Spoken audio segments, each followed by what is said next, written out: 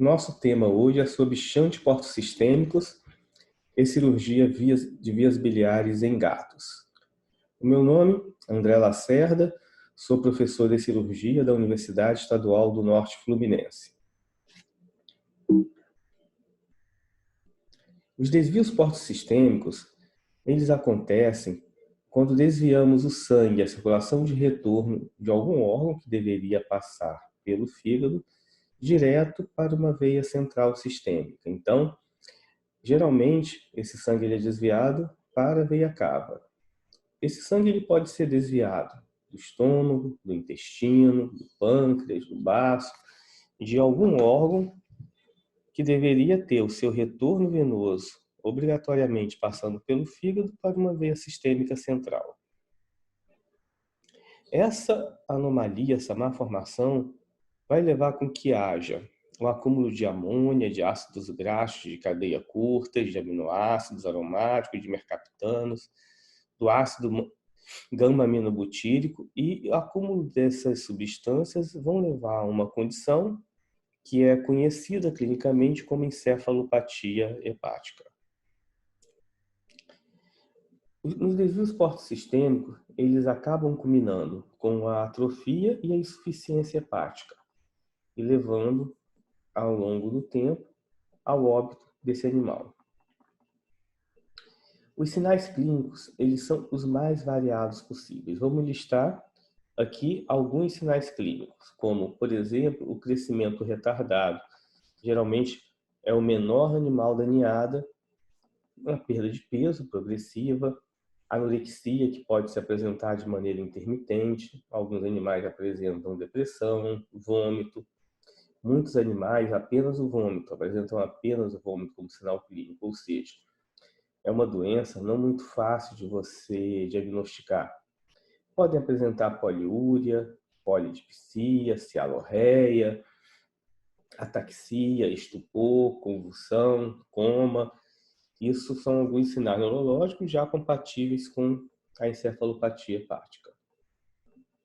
Então, apenas relembrando a vascularização dos vasos abdominais, lembrando que boa parte dos órgãos abdominais são drenados para a veia porta e através dela chegam até o fígado, onde vão vão ser metabolizados e depois voltam para a circulação sistêmica através da veia cava. Se algum desses vasos for desviado diretamente para a cava, nós não temos a sua passagem pelo fígado.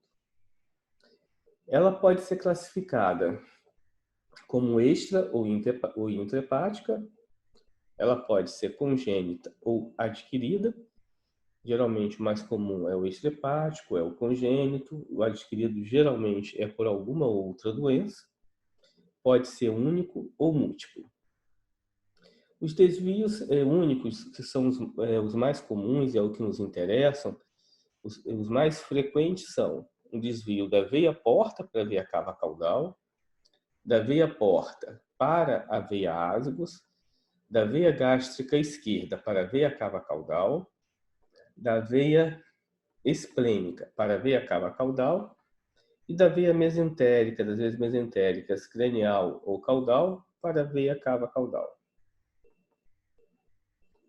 São diversos os estudos que relatam os shunts portosistêmicos e a forma de classificação também ela muda de acordo com os especialistas. Então nós temos várias classificações, vários tipos de shunt, e isso tem se mostrado de forma diferente aí na literatura, que mostrando algumas classificações dos shunts e suas inserções nos vasos, mas nós temos as formas mais variadas possíveis.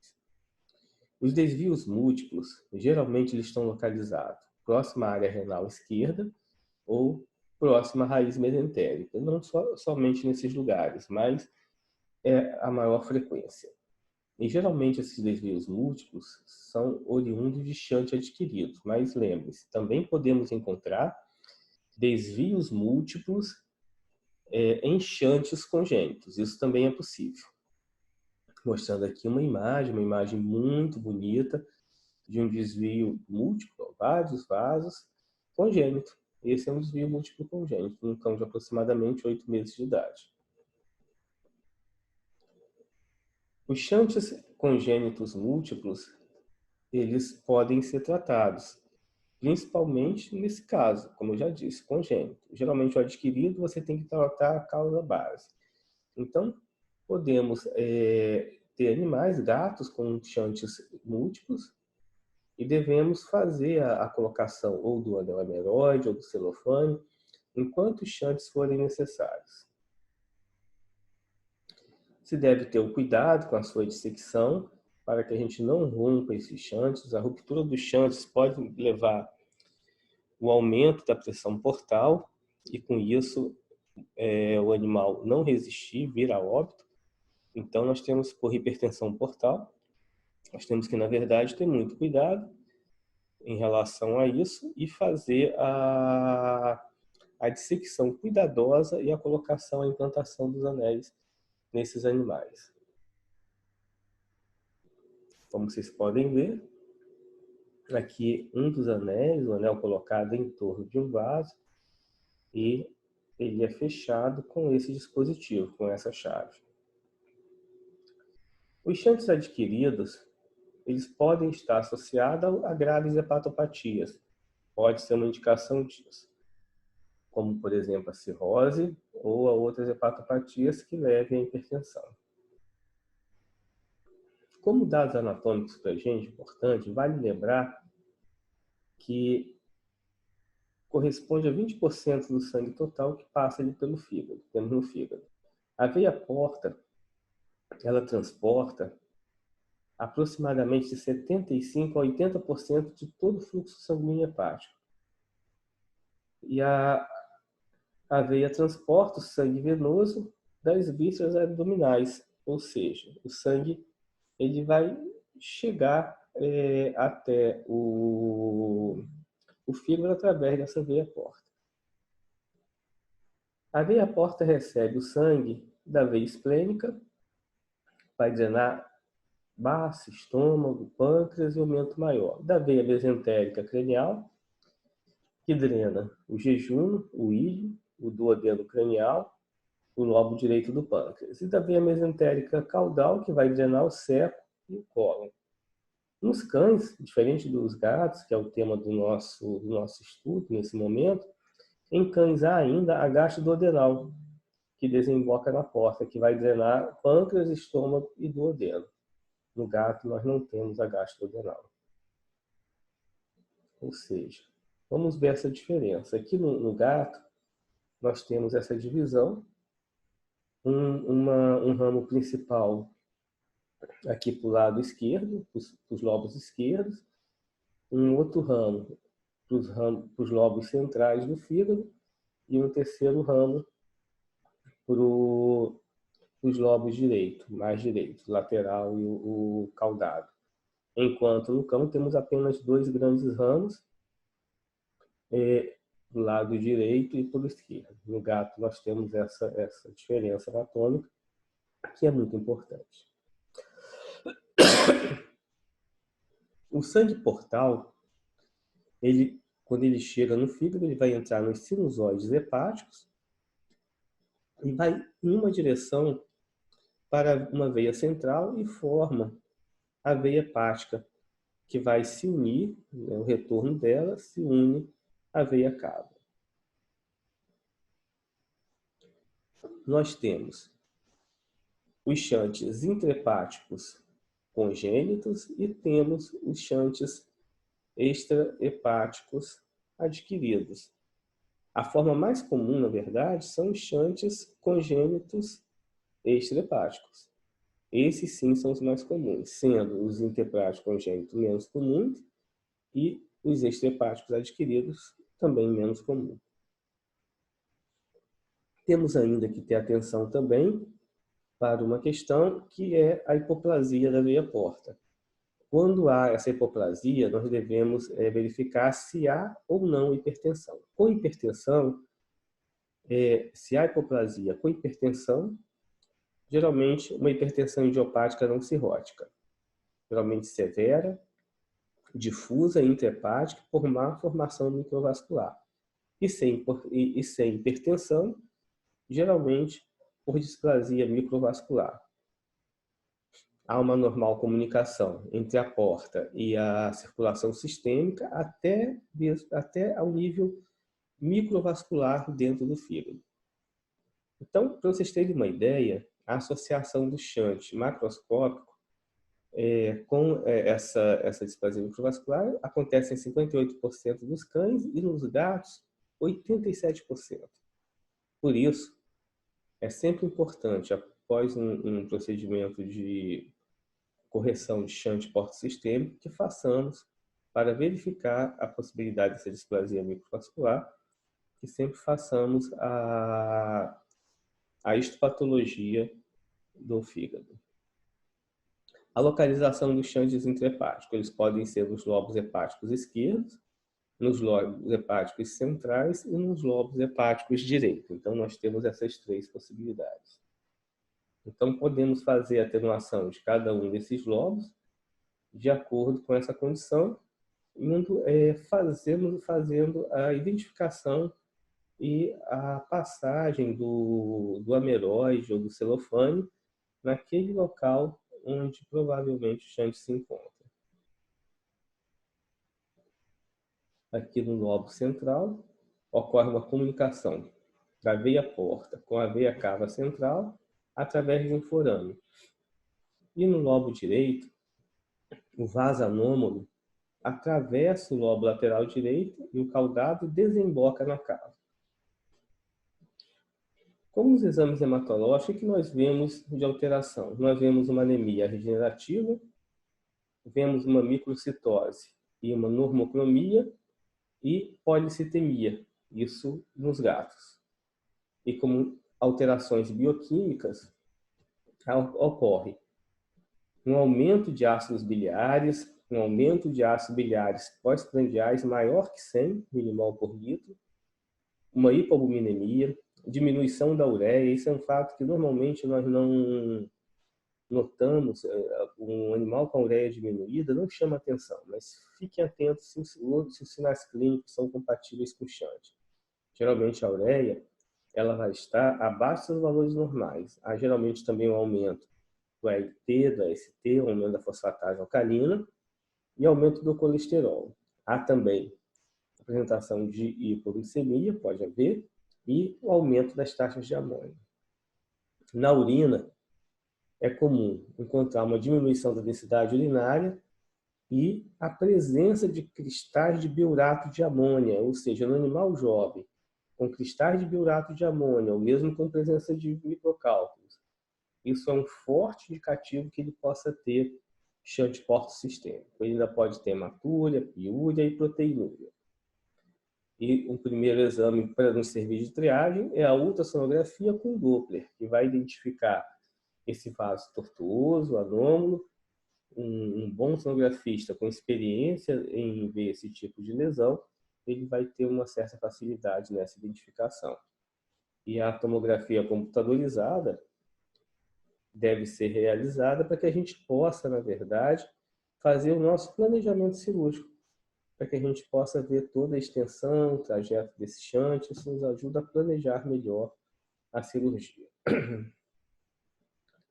A terapia clínica que deve ser iniciada, ela é feita com uma dieta com baixa proteína. Isso significa o que em gatos? Em gato, uma dieta com 22% a 35%. Devemos dar lactulose de 5 a 15 ml 3 vezes ao dia. Fazemos antibiótico para diminuir a população bacteriana. Na área intestinal, podemos fazer a neomicina, isso na dose de 22 miligramas por quilo, 3 vezes por dia. O metronidazol de 7,5 miligramas por quilo, 2 vezes ao dia. É sempre interessante também, quando se opera esses animais, fazer uso da vitamina K, na dose de 0,5 miligramas por quilo, uma vez ao dia. Isso pode ser feito 24 horas antes da cirurgia e mantido nesse pós-operatório imediato.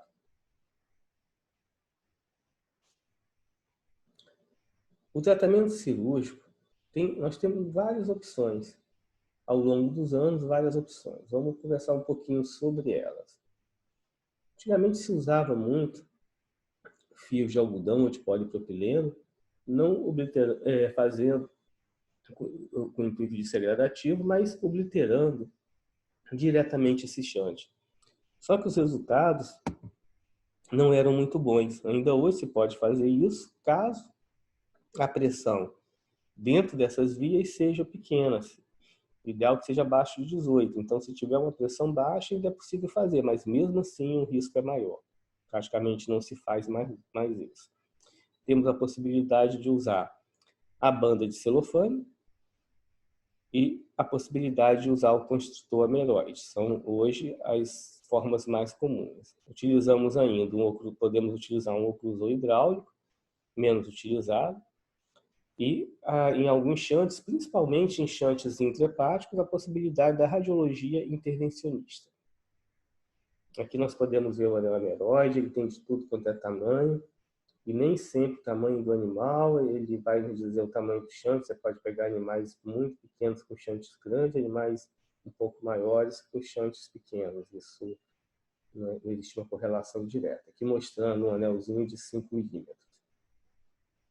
A faixa de celofane, a gente compra tiras de celofane, corta elas em 10 centímetros por 1,2 centímetros, dobramos em 3 ou 4 vezes. Hoje se indica que dobrar em 4 é mais eficiente.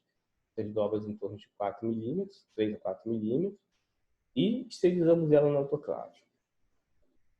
Colocamos o celofane ao redor do vaso, amarramos o celofane com um laço feito com fio de nylon e cortamos o excesso de celofane pelo fio. Aqui a identificação do chante, ó. Veia cava, nós temos aqui a veia porta e toda essa estrutura aqui é o nosso chante. Mostrando aqui o anel ameroide antes da cirurgia, e aqui a implantação desse anel ameroide.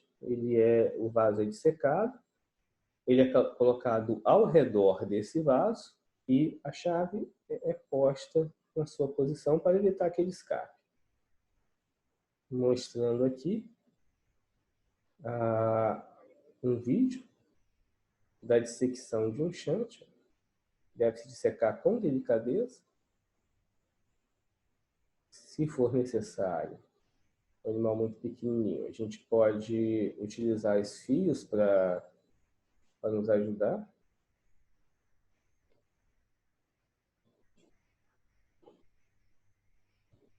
Se deve ter muito cuidado para que não se rompa esse vaso. A ruptura do vaso vai nos obrigar a fazer essa ligadura. Essa ligadura pode significar uma hipertensão portal. Então, muito cuidado nessa dissecção.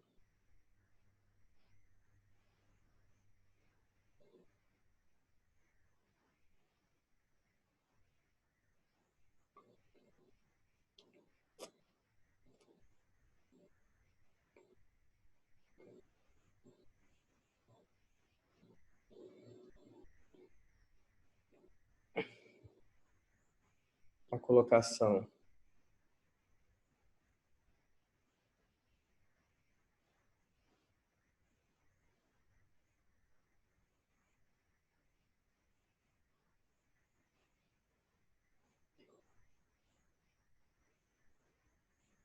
agora a gente tem que fechar esse dispositivo com a chave. Nós chamamos de chave esse pequeno dispositivo que é encaixado no anel ameroide.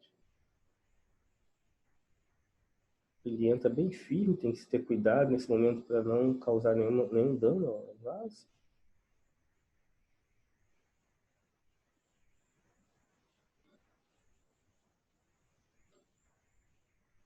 E aqui nesse outro vídeo, um outro chante feito com o papel celofane. Já dissecado, a passagem do celofane.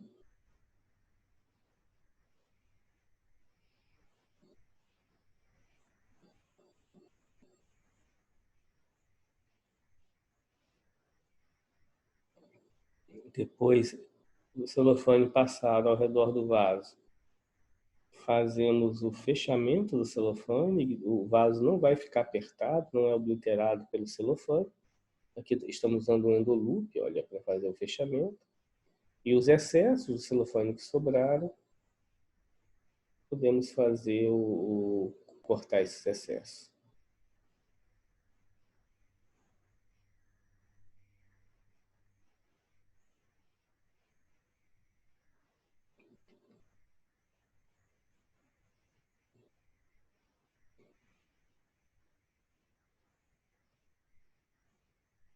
Então, para uma cirurgia como essa, nós podemos usar várias coisas que vão nos ajudar, mas não é uma necessidade.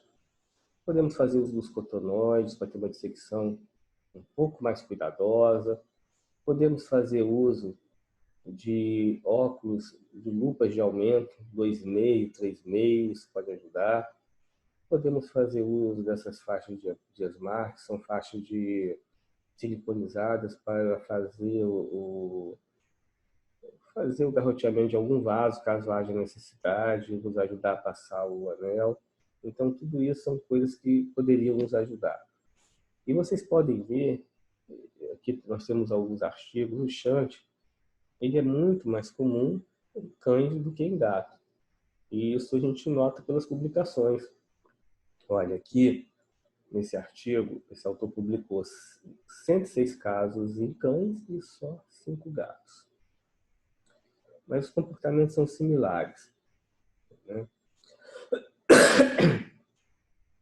Lembrando que o controle de uma possível hemorragia ela é sempre importante. E lembrando também que isso remonta de um muito famoso, cirurgião muito famoso, que é o Pringer, que inventou uma manobra que você pode bloquear a tríade portal e com isso ter alguma segurança. E isso é importante principalmente quando a gente opera os shunts intrahepáticos. Então, quando a gente vai operar um shunt intrahepático, a gente pode passar um torniquete de Rúmel, uma faixa qualquer de Smark na tríade portal, com o objetivo de que, caso haja algum acidente, a gente possa bloquear essa circulação. E com isso a gente vai isolando, aqui no gato em especial, né, todos os segmentos, ó, o segmento esquerdo, o segmento central, o segmento direito, para que a gente possa realizar a cirurgia de maneira adequada, de acordo com essa necessidade. Um outro artigo mostrando o shunt pós-sistêmico, a conclusão dele, com o estritoma heróide em 9 cães e um gato. Sempre assim. Então, aqui mostrando a atenuação do ramo esquerdo, como eu já havia falado anteriormente, você tem também a possibilidade do central e do ramo direito. Vamos conversar então um pouco sobre as possibilidades, as complicações, o prognóstico e a mortalidade. As complicações, elas podem ser as complicações anestésicas. Essas complicações são referentes ao procedimento, ao estado geral do animal. Muitas vezes, esses animais já não estão em boas condições, então, muitas vezes, é melhor primeiro estabilizar esse animal, cuidar dos sinais clínicos, e depois, quando ele estiver bem, aí sim, nós fazemos o procedimento operatório. Então, muita atenção para que ele entre em anestesia em boas condições. Fazer também ter muito cuidado com as complicações hemorrágicas, são bastante importantes, porque a ruptura de um vaso anômalo desses é uma ruptura bastante grave, seja pela hemorragia que ela provoca, seja porque sua ligadura, em definitivo, se aquela pressão dentro do sistema porta for muito alta, pode levar à hipertensão portal e pode levar esse paciente ao óbito no pós-operatório imediato. Então, devemos ter muito, muito cuidado em relação a essas lesões hemorrágicas. E também temos a possibilidade de alterações neurológicas.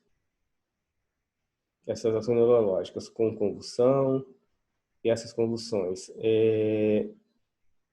elas geralmente estão associadas a um shunt persistente, hipoglicemia, encefalopatia hepática, então são as complicações mais comuns. Lembrando também aquela questão da vitamina K, porque se houver alguma disfunção hepática, deficiência de vitamina K, podemos ter hemorragias. Essas são condições que a gente deve repor. Mesmo que você dose, que os valores estejam normais, por precaução, eu acho que vale sempre a pena. 24 horas antes da cirurgia deve ser feito. Isso deve ser mantido por pós-operatório imediato, por 5, 7 dias, essa vitamina K.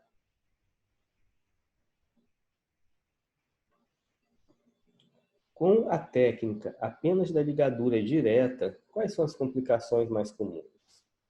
Olha, ela é associada a um número maior de complicações. E são elas a hipertensão portal, a hipotensão arterial, a congestão hepática aguda, a rupturas, a hipotermia, a edema pulmonar, a coagulação intravascular disseminada, a trombose, a formação de trombo na veia porta, a convulsão, a pancreatite e a intussuscepção. Vejam que é uma lista grande de possibilidades de complicação.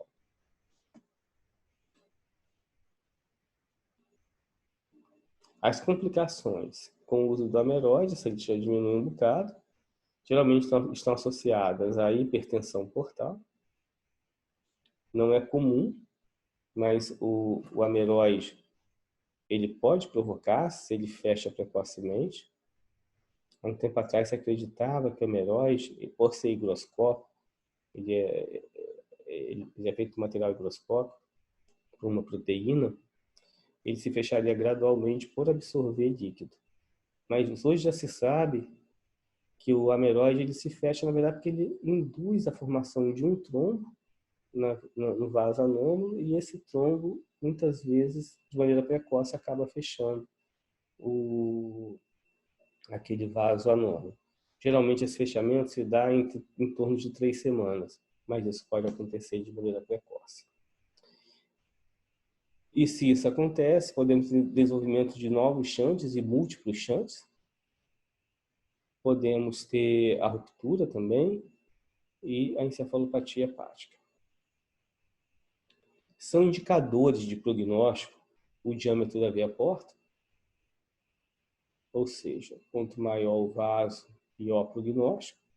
A idade do animal, geralmente se opera com mais sucesso animais com menos de 5 anos, então é ideal que o gato possa ser operado. Eu particularmente acho que a taxa é menor aquele que a gente opera antes de 2 anos, mas a literatura diz 5 anos. Eu acho que 5 anos talvez já seja o nosso tempo bem limite. O peso corporal,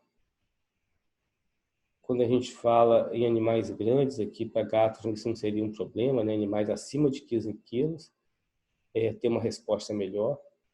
Mas como gato a gente tem poucos casos, não se tem uma relação em relação ao gato ser um pouco maior, um pouco menor. O fato é que a resposta, no geral, ela é boa. A localização também é outro ponto importante. Por exemplo, os gatos com shunts intrahepáticos, o resultado é pior do que nos animais com shunts extrahepáticos.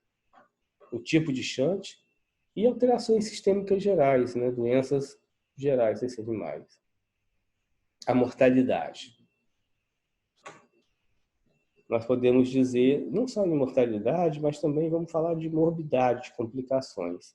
De 8 a 22% dos animais dos gatos operados, varia de acordo com a literatura, tem complicações neurológicas. E dentre essas complicações, a mais comum é a cegueira. Vejam só, 44%, ou seja, quase metade dessas complicações são relativas à cegueira. Quando se usa a banda de celofane, a mortalidade varia de 0 a 23%, de acordo com a literatura. É uma faixa ampla de variação. E quando se usa o anel ameróide, varia de 0 a 4%. Apesar dos autores hoje acreditarem que o ameróide com a banda de celofane terem um resultado similar, a gente vê que essa faixa de complicação ela é maior, a variabilidade dela é maior no celofane do que no anel ameroide. A mim, gosto um pouco mais de usar o ameroide. Sobre o sistema biliar, passando para um novo tema, que faz parte dessa nossa apresentação, nós precisamos nos entender a anatomia, né? E lembrando que em felinos é muito comum você ter um único ducto drenando a vesícula biliar, o ducto biliar, aliás, o ducto biliar comum, o colédoco, junto com o ducto pancreático e entra no intestino através do esfíncter de Oddi. Então, uma pancreatite, neoplasias, outros tipos de obstrução poderia levar a uma condição de interrupção ou mesmo dificuldade de drenagem do sistema biliar. Então, a gente tem que ter muito cuidado com isso. Né? E lembrando que a colicistoquinina, né, ela é produzida ali pelos interócitos, vai facilitar essa drenagem. Bem como a absorção de vitaminas lipossolúveis, o A, D, o K e o E. E por isso a gente, quando temos animais com doença do sistema biliar, a gente também repõe a vitamina K. Desde um dia eu gosto de repor 24 horas antes, mas eu recomendo pelo menos 3 a 12 horas antes do procedimento operatório. No sistema biliar, nós temos várias técnicas, eu vou citar algumas delas, né? A colicistostomia, né? Que é uma estomia da vesícula biliar. A colicistectomia, que é a remoção da vesícula biliar. A colicistoenterostomia, que é a drenagem da vesícula biliar para o intestino, para o duodeno ou jejum, depende da situação. A colédocotomia, que é a abertura do ducto colédoco, do ducto hepático comum. E a colédoco-duodenostomia, que seria a estomia do colédoco com o duodeno. As colitias são incomuns, muitas vezes os gatos são assintomáticos. Eles podem também apresentar vômito, anorexia, icterícia, quando tem a obstrução total e dor abdominal, principalmente se estiver associado aí à pancreatite. O tratamento é operatório. Se deve fazer a remoção a partir do fundo da vesícula biliar. Então, vai se dissecando aqui no leito dela, no fígado, se solta ela toda até chegar ao ducto cístico, lembrando aqui que tem a artéria cística, e faz a ligadura, tanto do ducto cístico quanto da artéria cística, uma dupla ligadura, e secciona no meio. Mostrando aqui uma dissecção, a dupla ligadura para fazer a sua remoção. Então aqui, esquematicamente, o que seria normal, né? O sistema biliar todo, a vesícula biliar que é um órgão reservatório, o ducto cístico, o ducto hepático comum ou colédoco. Se tirarmos a vesícula biliar, a gente tira o nosso reservatório, mas a gente mantém a drenagem biliar, isso é muito importante. Olha, uma vesícula biliar muito inflamada, dilatada, muito inflamada, e aqui a sua anastomose. Podemos rapidamente ainda falar de um projeto, um protótipo que a gente utiliza hoje para nos ajudar a enxergar melhor os aspectos anatômicos de uma cirurgia dessa, nem sempre é possível. Então, temos um protótipo de um equipamento que utiliza o infravermelho para nos ajudar com a anatomia. Ele vai medir a termometria, vai medir diferentes temperaturas para nos ajudar nisso aqui. Chamamos ele de MART.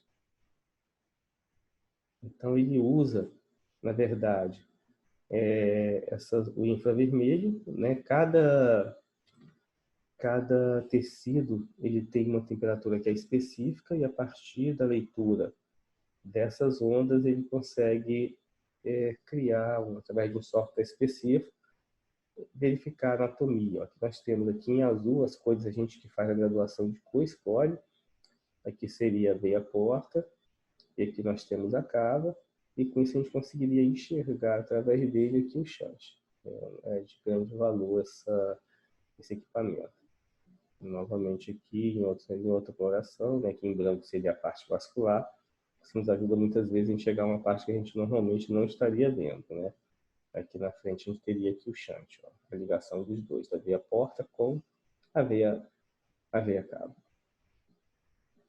E no final do procedimento, a pessoa que está operando o equipamento, ela produz um relatório com as imagens que foi visto. Então, a imagem é essa, nós temos aqui em cima, olha, em cima do nosso paciente, a captação da imagem que vai para o equipamento. Nesse equipamento aqui, ele é processado e joga aqui nessa tela para auxiliar o cirurgião, dando ao cirurgião uma visão daquilo que ele não conseguiria muitas vezes ver a olho nu.